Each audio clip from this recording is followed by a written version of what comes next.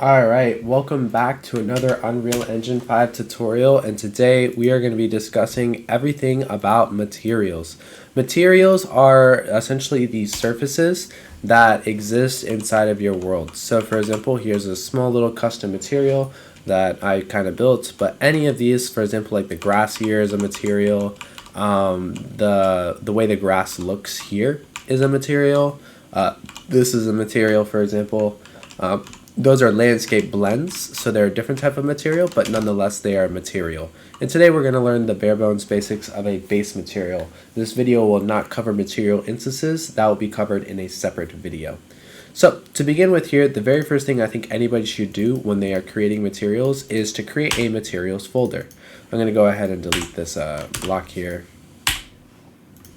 and delete this materials folder. So to create a folder, you just right click here and you go to folder and you do materials.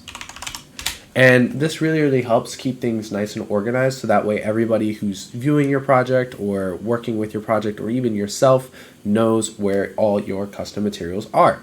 So very nice practice to do this. I'm going to go ahead and click into here, right click, and I'm going to go to material. A material is something that you essentially can apply to a static mesh actor in order to give it a different appearance in the scene. So I'm going to call this tutorial material. Boom, and there you go. So just like that, I've now created a brand new material. Now I'm going to go ahead and open this up by double clicking here, and I'm going to get the material graph. To dock this in your viewport here, I'm just going to go ahead and drag it here, and now I have this nice little output mode. So anything that gets dragged into these nodes here is essentially going to define the way the material looks. Now, I know the first time you open this up, you're probably going to be a little overwhelmed. You're going to be like, I don't know what's going on. I feel very confused. Don't worry, everybody's like this. This video is going to try and make this as simple as possible.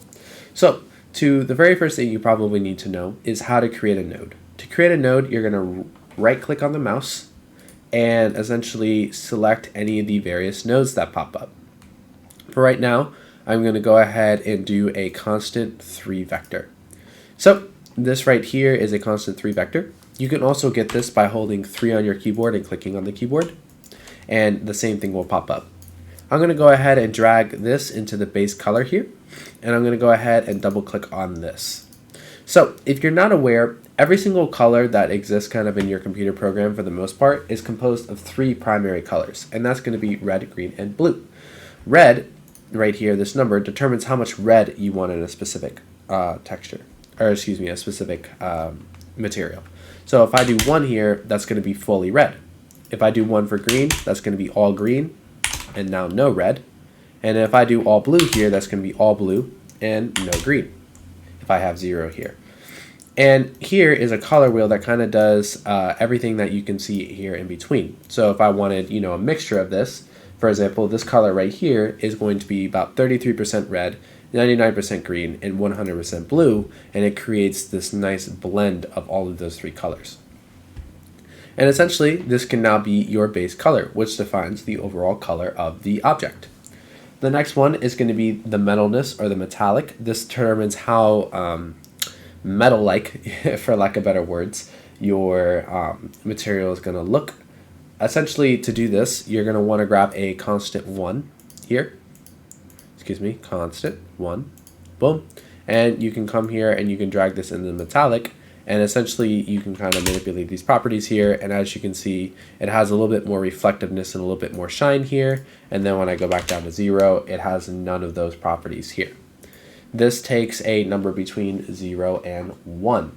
So if you have like 0.5, that's kind of dead in the center. Next one up here is going to be the specular. The specular property determines like the highlight of the material and how certain light sources are going to hit it and affect it. So essentially, if you have 0, or 0 is going to have no specular reflection, and then 1 is going to be a full specular reflection. So if I come here and I hold 1 on my keyboard and click, that's going to open up the constant here. I can also right click on the mouse here and go to constants and click the first one, which is a constant 1. If I drag this in here with 0, there's very little specular reflectiveness, and then with 1, if I can type in 1, you're going to have a lot more reflectiveness, especially from the light here. And you can kind of see it right here in the lighting. If I go back to 0 now, you'll really see a difference here. It's a small, subtle difference, but it's still there nonetheless. All right, moving right along here, roughness is the general reflectiveness. Think of roughness like a mirror. The higher the roughness, the more this is going to be like a mirror. So if I go ahead and just drag this one here to the roughness, it turns almost into a mirror in a second here. Let's go ahead and get this guy out. Get this guy out. I'm actually going to just show you just the roughness just so you can see. Boom. So right now, no roughness, nothing's really changed that much, but when I go ahead in here and have now, no roughness, you'll see it's pretty reflective. The other way around. It's pretty reflective here. You can even see a little bit of reflections in the surface, and it almost looks like glass. And then if I have this all the way to 1, it's extremely dull and doesn't have that same level of reflectiveness that it had before. And that's essentially what that roughness is going to do, is going to change how reflective it is. Cool. Moving right along here, we're going to skip this one just for right now, but essentially this determines how the specular highlight is stretched along the object. We won't get into that too much. The emissive color essentially determines when a light hits it, how that light is going to bounce off of the texture. So if you want it to emit a specific color when it's being shined, right? So think of like a ruby or like a gem. When you shine it with a light, right, the light that reflects off of it is going to be similar to the color of the light that hit it. And essentially you can customize that glow or how the light reflects off right here. So that's the emissive color. The normal mapping is going to determine the depth of the texture, and we'll show this later in a second. The tangent essentially works with the this setting here in the specular to determine essentially the reflectiveness of the surface. And we'll go over some of these other ones in a second here. But the next thing I want to show you guys is how you can go ahead and start adding textures to this. So very often you're not necessarily going to be working with colors like that. You're going to be working with textures. So I'm going to go ahead and grab a sample texture. Just like that. And right here, I can actually come and apply a texture to this base color here. So I'm going to come through here, and you'll actually have a whole bunch of different textures that you can grab. And each one of these textures will apply, and you'll see it here in a second here. So just type in grass, for example, see what comes up for grass. So here we go. We have some good ones here for grass. I'm going to go ahead and grab the general grass default texture here. And if I go ahead and come in here to the base color and plug that in, I'm actually going to get that grass to cover this entire thing now. Now what's interesting about this is that you can actually use nodes here to blend two different materials together and do some nice blending of, you know, different textures and whatnot, just in case you didn't like how this grass came out. So for example, let's say I wanted to darken the texture just a little bit. I can actually come here and grab this, and I can create a different color here, and I can drag this in, and then I can drag this into the output node, and you'll notice that's actually really, really dark. Let's go ahead and turn the lightning up on this just a little bit here, kind of there, as you can see.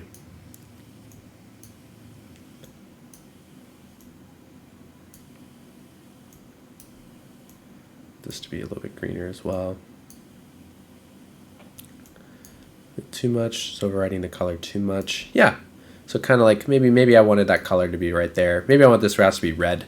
But as you can see, this is kind of nice because it does allow you to have a little bit of customization over how our materials are made. Okay, all right, moving right along here. To add this, it's called a texture sample, and then you can blend textures in together. We already talked about these settings. Let's go ahead and look at what a normal mapping does now. I'm going to go ahead and grab texture sample again. Here. I'm going to go ahead and drag this into the normal. So the normal is going to determine the height or like the depth of the material. And I'll actually show this with a different material here in a second, but first let's go ahead and grab it. So let's type in grass here. Whoops, definitely don't want that for the normal. Let's see here. Let's go with this. All right, so essentially Here, let's save this. I'm gonna actually show you on a different object here. So let's say I have like the stone here, right? When you look at this stone, it appears that certain areas of the texture are darker or deeper in than others, right?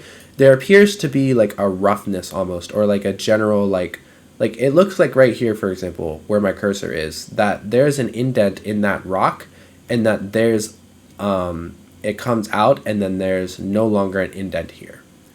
Obviously, this isn't the case because you can't have an indent in a 2D surface, right? So for example, here, if you look, let's let out my camera speed so we can get in close here. So it looks, for example, here as if this part of the rock is indented and then this part is occluded just a little bit, right? It looks like that.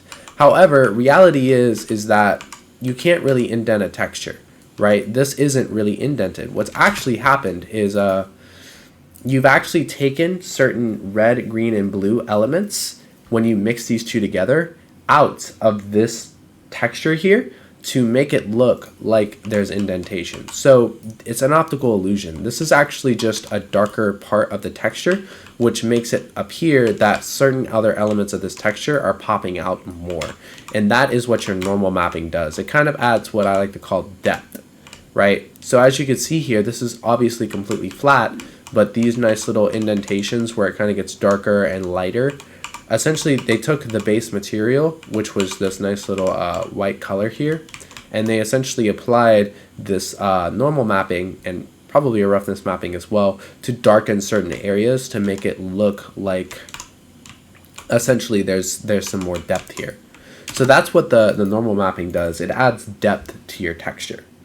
And essentially most textures are going to come with quite a few texture samples. If I go online here, just generally go online, and I type in a nice little website here to get free textures, which is PBR Texture Packs. Boom. Most materials are actually going to come with 4 to 5 different mappings. So it looks like I have to buy this. Let's go to one that's free. There's many free websites out there, guys. You can use any one of these. Shout out to Free PBR. I use them all the time. Check them out if you haven't already. But let's go ahead and look at just a regular wall, for example. Let's say I wanted to use this texture. I can actually download this for Unreal UE right here. And I'm not going to necessarily apply this, but I'm just going to open this up and show you guys. You'll notice here you have a height map, a metallic map, a normal map, the preview, and the roughness. And you can actually plug these all in to the nodes in Unreal. And that kind of really helps. And essentially all of these different images that I kind of just showed you a second ago are all together what make up this, right? If you notice here, there's very clear distinctions here, and it looks like there's indentation here, but this is actually just a picture. Obviously, there's no indentation, right? So just keep that in mind. That's kind of done with the normal mapping especially, but also with the height and the metallic and the roughness kind of emphasize that as well. So yeah, and the last thing I really want to kind of touch on here, we touched a little bit on the blending, is the tiling. So let's go ahead and add another texture sample here. Boom. Through here, kind of come out the back here. Let's see what other maps they have here for grass.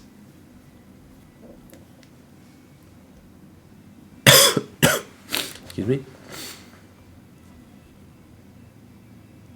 You have a roughness. Here we go. We'll take the roughness here and plug it in here.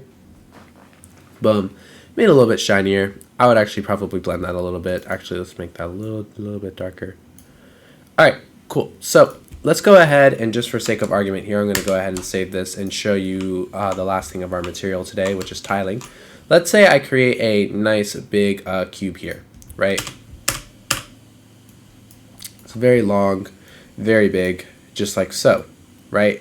But it's so big that when I go to apply my material here, it looks very stretched out, right? And the more I stretch this, the more you'll see this. So as you can see here, the material here is really deformed almost, right? And it looks like the texture just looks awful in comparison. That's because the tiling of the material isn't very good. It's being stretched out and it looks really, really bad. And as you can see here, this isn't the right normal mapping. This is a good example of what the normal mapping does here. This isn't the right one, as you can see, because it's normal mapping for actually like a bush. We'll probably want to change this to something else. Yeah, it's definitely a normal mapping for a bush. Whoops. See here, grass. Even find a better normal. Probably this one's better. Yeah, that's much better. Okay, but back to my point here. To fix this, you're going to use what's called tiling. So to fix this, you're just going to right click here and you're going to type in UV tiling. UV, I think it's UV tiling, UV texture coordinate. It's actually texture coordinate, excuse me, texture coordinate. What is it? UV.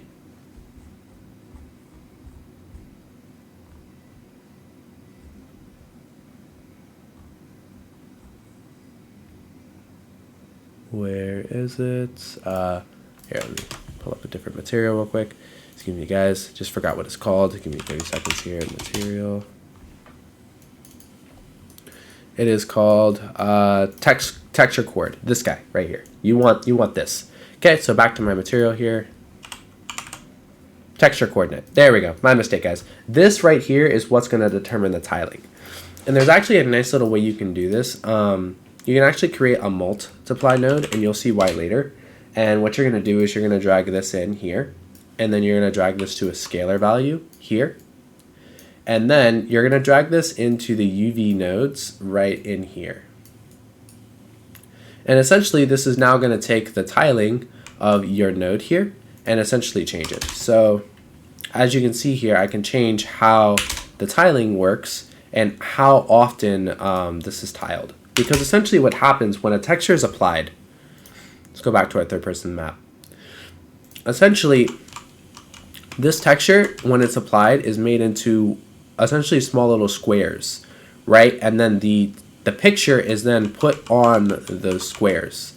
So depending on how big the squares are, whether they're really big or really small, depends on how the texture is applied.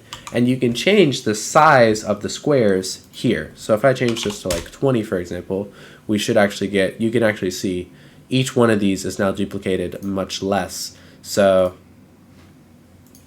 come back to here. As you can see, it's been applied here and it's not perfect, but it's definitely a lot better than it was, right? And as you can see here, this is applied very, very well. This looks like a nice, much more realistic material now. But if I go back into there and I change the tiling to something much smaller, like 1 or even 0, you'll see now there's no tiling, right?